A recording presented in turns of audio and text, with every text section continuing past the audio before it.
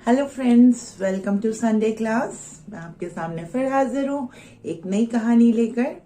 उम्मीद करती हूँ आप सब लोग ठीक होंगे और अपना ध्यान रख रहे होंगे, अपने माता पिता का ध्यान रख रहे होंगे, अपने बड़ों का ख्याल रख रहे होंगे, अपनी पढ़ाई पर ध्यान दे रहे होंगे। क्योंकि समय बहुत तेज भागता है, तो समय का जो आदर करता है वही आगे बढ़ता है। और हमें समय का बहुत बहुत रेस्पेक्ट करना चाहिए, क्योंकि ये समय बहुत बहुमूल्य है। एक एक मिनट हमारे लिए कीमती है, इसको कभी भी वेस्ट नहीं करना चाहिए। अगर आपका पढ़ने से मन ऊब रहा है, आप थक गए हो पढ़ते पढ़ते, तो आप कुछ और करिए, ड्राइंग कीजिए, गाने सुनिए, गाने गाइए, कुछ लिखिए, कुछ गुनगुनाइए, कुछ अच्छा करिए। अगर आप कुकिंग के शौकीन हैं तो आप कुकिंग कीजिए, आप गार्डनिंग के शौकीन हैं तो गार्डनिंग कीजिए, आप लॉन्ग ड्राइव जाना चाहते हैं, साइकिलिंग करना चाहते हैं, करिए। लेकिन अपने आप को एक्टिव रखिए, टाइम का यूटिलाइजेशन सही से करिए। तो ये मेरी छोटी छोटी बातें हैं जो शायद आपके बहुत काम आ सकती हैं अगर आप उसे अपने जीवन में अपनाएं। आइए कहानी शुरू करते हैं।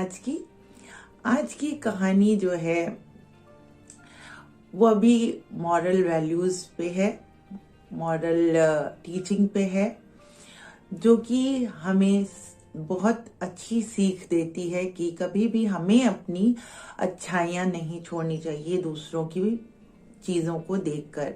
दूसरे जो कर रहे हैं उसको देखकर हम गलत हो जाएं, हम भी गलत करने लगे, ऐसा हमें कभी भी कतई नहीं करना चाहिए। तो आज की कहानी इसी पर आधारित है। एक गांव था और उस गांव में एक औरत एक दिन झाड़ू लगा रही थी और वो मुंह में सुपारी लिए हुए थी। वो सुपारी चबा रही थी और जब भी सुपारी या पान या ऐसी कोई चीज खाई जाती है तो मुंह में पानी बहुत आता है, तो उसके मुंह में थूक आ गया। तो उसने झाड़ू लगाते लगाते इधर उधर बिना देखे ही थूक दिया, और जहां उसने थूका वो यज्ञ वेदी थी जिसमें हवन किया जाता है, उसे यज्ञ वेदी कहा जाता है। तो वो यज्ञ वेदी थी, उसने उस यज्ञ वेदी में थूका और उसके आश्चर्य का ठिकाना ना रहा। वो बहुत सरप्राइज हो गई। क्योंकि उसका जो थूक था वो सोने में कन्वर्ट हो गया था। वो यज्ञ वेदी में गिरने की वजह से सोना बन गया था। तो उसे लगा कि ऐसा शायद अचानक ही हो गया है, तो उसने फिर से किया तो फिर वो सोना में कन्वर्ट हो गया। तो वो तो बहुत खुश हो गई कि ऐसा करने से सोना मिल रहा है। अब क्या था, वो रोज ऐसा ही करने लगी और सोना इकट्ठा करने लगी। धीरे धीरे ये बात गांव में फैलने लगी। औरतों की टेंडेंसी होती है कि एक ने किया तो लाओ हम भी करते हैं। फिर और औरतें भी ऐसा ही करने लगी। वो लोग भी अपने यज्ञ वेदी में थूकने लगी और उनका भी जो थूक था, जो स्प्लिट था, वो सोने में कन्वर्ट होने लगा। अब सारा गांव जो है, गांव की औरतें सोना इकट्ठा करने लगी। वहीं उस गांव में एक औरत ऐसी थी जो ऐसा नहीं करती थी। और जब औरतों को पता चला कि ये औरत ऐसा नहीं करती है, तो उन लोगों ने उसे उकसाया और उकसा कर कहा कि तुम भी ऐसा करो। तो उसने कहा नहीं नहीं, मैं ऐसा बिल्कुल भी नहीं कर सकती हूँ, क्योंकि मेरे पति बहुत गुस्सा करेंगे। मैं उनकी अनुमति के बिना कोई भी काम नहीं करती हूँ, मैं ऐसा कुछ भी नहीं कर सकती हूँ। तो औरतों ने कहा कि अरे ऐसा कैसे हो सकता है, सारा गांव ये कर रहा है और तुम नहीं कर रही हो। बहुत उकसाया औरतों ने। तो वो आखिरकार इतना कहने पर, थी तो महिला ही, तो उसने सोचा लाओ पूछ लेती हूँ अपने पति से। हिम्मत करती हुई, डरती हुई उसने अपने पति से पूछा कि क्या ऐसा मैं कर सकती हूँ।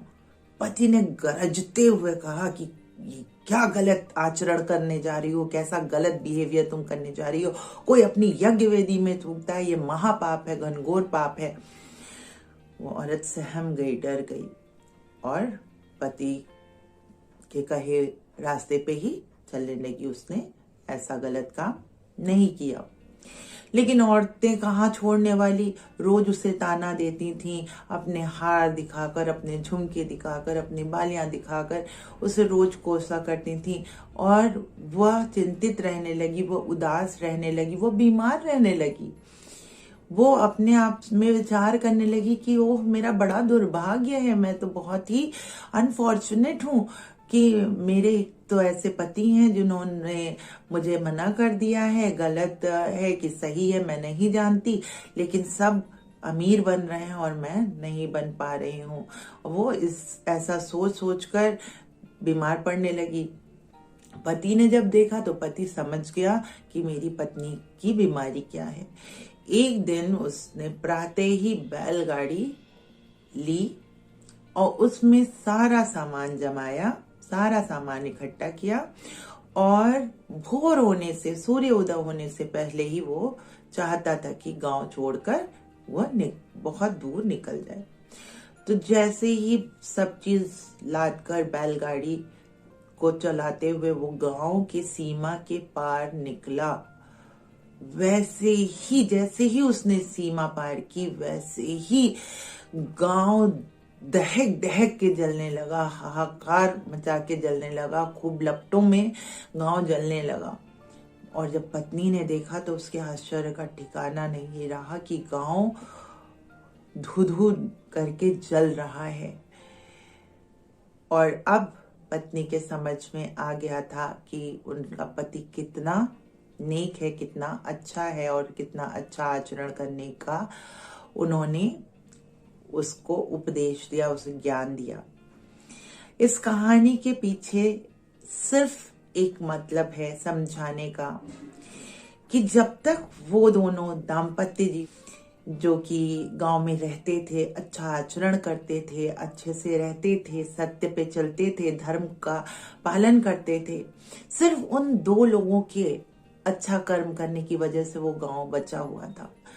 जैसे ही वो दो लोगों ने उस गांव को छोड़ा, वैसे ही वो गांव जलकर राख हो गया, सारा सोना गायब हो गया। तो इस कहानी का उद्देश्य मुझे जो आप तक पहुंचाना है वह यही है कि सच्चाई की राह, अच्छाई की राह, धर्म की राह कभी ना छोड़ें। लोग आपको बहुत भड़काएंगे, बहुत उकसाएंगे। आज मॉडर्न एरा है, शराब पीना, सिगरेट पीना ये स्टेटस सिंबल माना जाता है, लेकिन मेरे प्यारे बच्चों ये अच्छी आदत नहीं है, ये हमारे संस्कार नहीं है। हमारे संस्कार बिल्कुल भी हमें ये अनुमति नहीं देते हैं।